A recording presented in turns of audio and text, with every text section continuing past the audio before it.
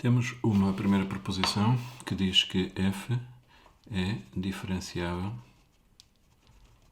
em x0. E uma segunda proposição diz que a derivada de f, a derivada vetorial de f no ponto x0 segundo o vetor u, pode ser construída a partir das respectivas derivadas direcionais das funções componentes, no mesmo ponto, segundo o mesmo vetor.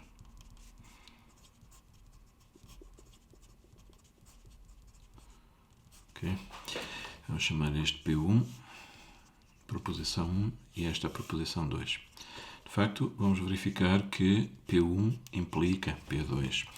Portanto, primeiro resultado, P1 implica P2. Vamos mostrar. Se P1 for verdade, então podemos escrever que a derivada de f no ponto x0 segundo o vetor u se pode calcular fazendo o produto da matriz jacobiana de f no ponto x0 pela matriz coluna correspondente ao vetor u. Ou seja, vamos dizer aqui que f, só deixar aqui claro que f está definida num subconjunto de Rn. A imagem é um vetor em Rm, x0 é um elemento do D e U é um vetor de Rn. Portanto, aqui vamos escrever a matriz jacobiana.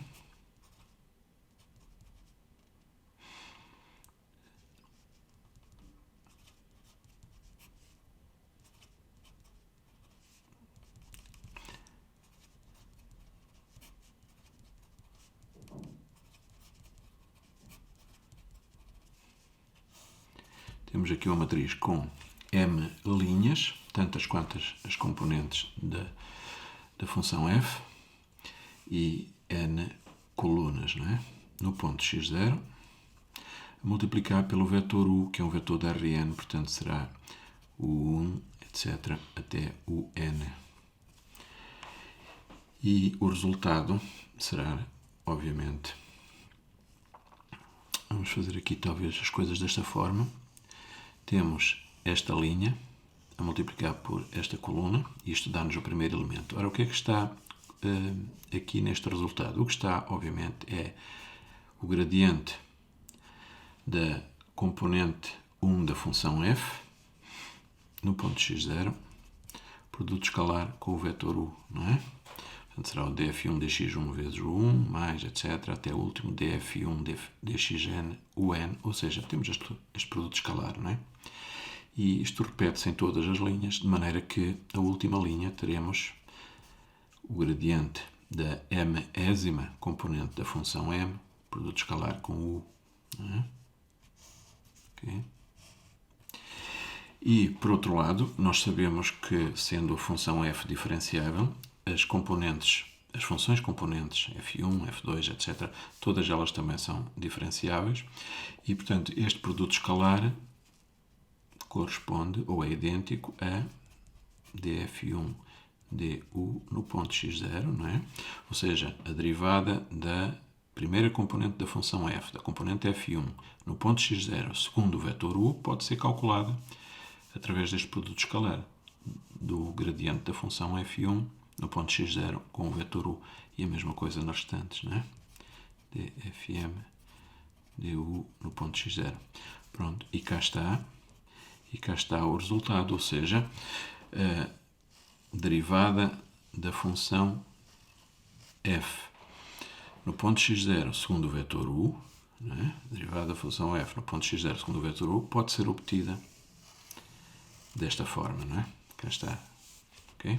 Portanto, mostramos que P1 implica P2. E agora falta-nos mostrar que P2 não implica P1. Okay?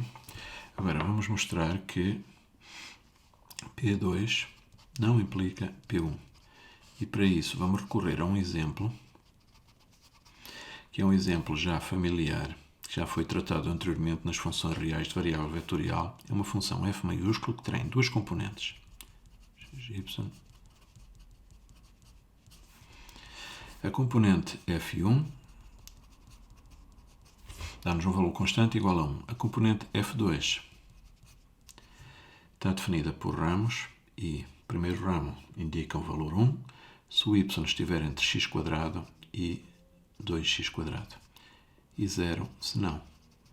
Okay? Nos outros pontos, portanto, o domínio do F2 é o R2, né? Okay? O ponto x0 vamos considerar o ponto, a origem do referencial 0, 0. O vetor U vamos considerar um qualquer vetor de R2. U vai ser um vetor AB. O AB números reais. Okay? Os componentes, quaisquer. Portanto, o exemplo vai ser este exemplo aqui assim. Portanto, vamos começar por calcular. Talvez aqui a fazer primeiro um mapa do F2.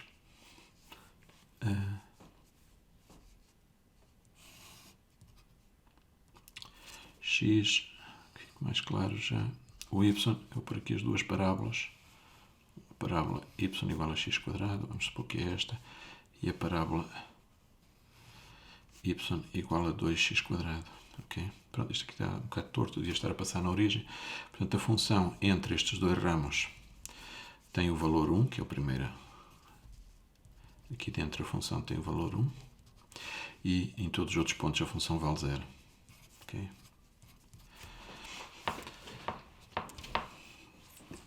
Portanto, vamos aplicar a definição. Isto é o F2, né? O mapa do F2. Vamos aplicar a definição para calcular a derivada de f no ponto 0, 0, x0, segundo o vetor AB. E será então o limite, caso exista, quando h tende para 0, de f no ponto 0, 0 mais h vezes AB, portanto fica HA, HB, menos f no ponto 0, 0 sobre h. Okay? E vamos escrever ainda o limite, quando h tende para 0, traço fração. O f no ponto HA, HB. Ora, o f tem então estas duas componentes, F1, componente muito simples, constante, igual a 1. Não é? Portanto, aqui fica 1, vírgula, e agora tem o F2 que para já vamos deixar assim escrito, F2, HA, vamos copiar ainda e não vamos fazer por enquanto as contas, menos o F no ponto 0, 0. No ponto 0, 0 o F1 continua a valer 1, claro. E agora isto talvez substituir já, não é? Quanto é que vale o F2 no ponto 0, 0? O F2 no ponto 0, 0 é na origem, não é? A origem é neste ponto, portanto, neste ponto é o segundo ramo, não é? Não está entre as duas parábolas, portanto é o segundo ramo, a função vale 0. Okay? Sobre h. De maneira que temos possibilidade de escrever isto de outra forma já, fazendo a subtração de vetores, fica 1 menos 1 dá 0, e passamos o h lá para dentro, já fica 0 sobre h, e na outra fica-nos f2 neste ponto, menos 0, portanto fica f2 neste ponto sobre h. Fica f2 no ponto HA, HB sobre h. Esta componente aqui tende para 0, o limite é 0. Não é? Aliás, ela é constante igual a 0, não é? Porque o numerador é idêntico a 0, o denominador tende para 0, embora não chegue a tocar no 0. Esta aqui é que nos vai dar um pouquinho mais de trabalho perceber qual é este limite, mas já fizemos este problema anteriormente. Vamos começar por considerar que fazemos a aproximação ao ponto 0, 0 com o ponto HA, HB no primeiro quadrante. Pertence ao primeiro quadrante. Portanto, vamos supor que temos aqui assim um pontinho HA, HB. Ora, o que é que acontece? Se nós fizermos um ponto aqui assim no primeiro quadrante, vamos pôr aqui assim já uma marca, vamos supor que ele está sobre uma reta. Esta reta é uma reta que nós escrevemos, está no primeiro quadrante, portanto vamos supor que o A e o B são positivos, temos a reta y igual a B sobre AX, a equação desta reta, ok? Supondo que o B e o A são ambos positivos, por exemplo, ok? E a nós o que nos interessa, a única coisa que nos interessa aqui concluir é que se o H tender para 0, que é o que vai acontecer, o H tender para 0, este ponto há de estar muito próximo da origem, mas há de estar por cima desta parábola com a expressão y igual a 2x². Ok? E isto é muito fácil de ver porque nós podemos até calcular a abscissa deste ponto. A abscissa deste ponto será o ponto de interseção desta reta, b sobre ax, y igual a b sobre ax, y igual a 2x². Isto dá o ponto b sobre 2a. Este ponto aqui tem a abscissa b sobre 2a. Vamos supor que o b e o a são positivos. Se o b e o a forem positivos, o b sobre 2a é um número positivo. Portanto, entre o 0 e um número positivo, há uma infinidade aqui de reais. Portanto, quando o h tender para 0, este ponto que está aqui assim, de facto, está à esquerda de b sobre 2a. Este ponto está à esquerda de b sobre 2a. E se está à esquerda, está por cima da parábola. Okay? Nós estamos a supor que o a e o b são positivos. Okay?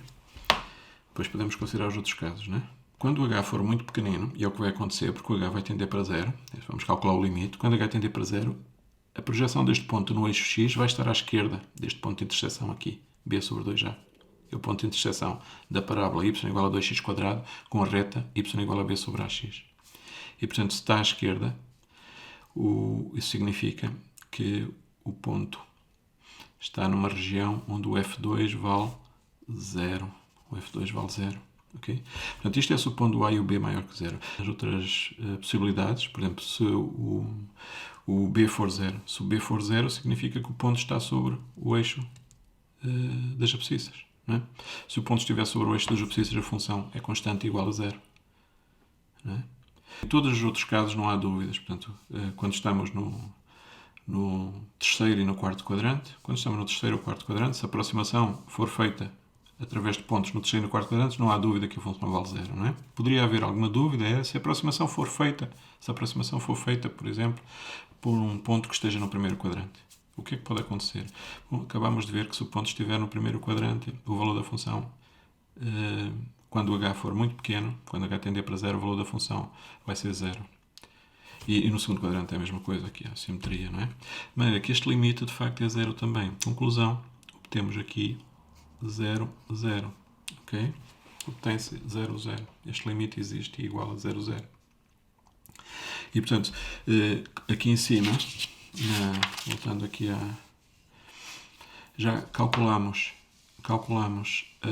a derivada de f no ponto 0, 0, segundo qualquer vetor u, e obtivemos o valor, o vetor nulo, né? O vetor nulo. E agora, se fizermos para as funções componentes, né? Agora o que queremos mostrar é que esse vetor nulo que obtivemos desta maneira também pode ser obtido desta maneira. E de facto, se fizermos para a componente f1, vamos só escrever aqui assim, porque é óbvio, não é o resultado, mas vamos só escrever isto. Se escrevermos o f1, né?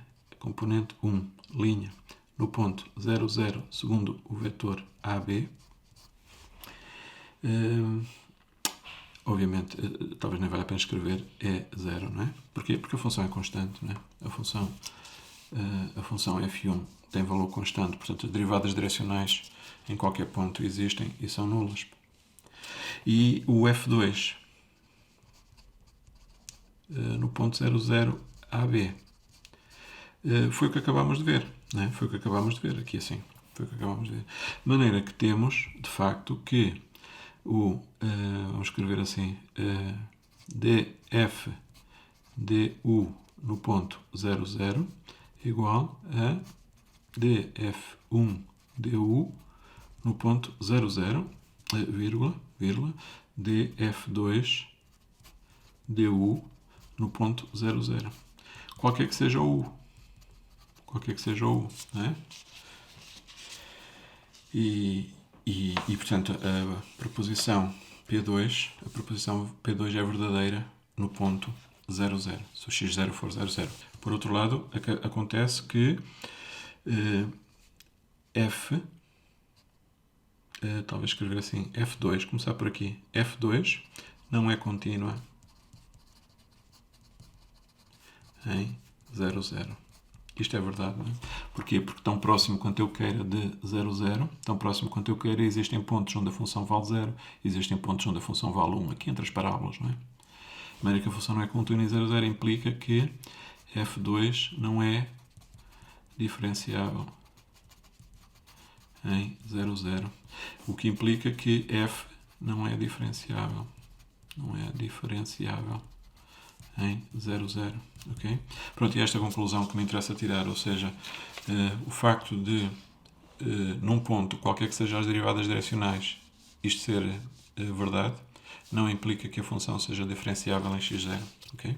Portanto, fica mostrado que P2 não implica P1.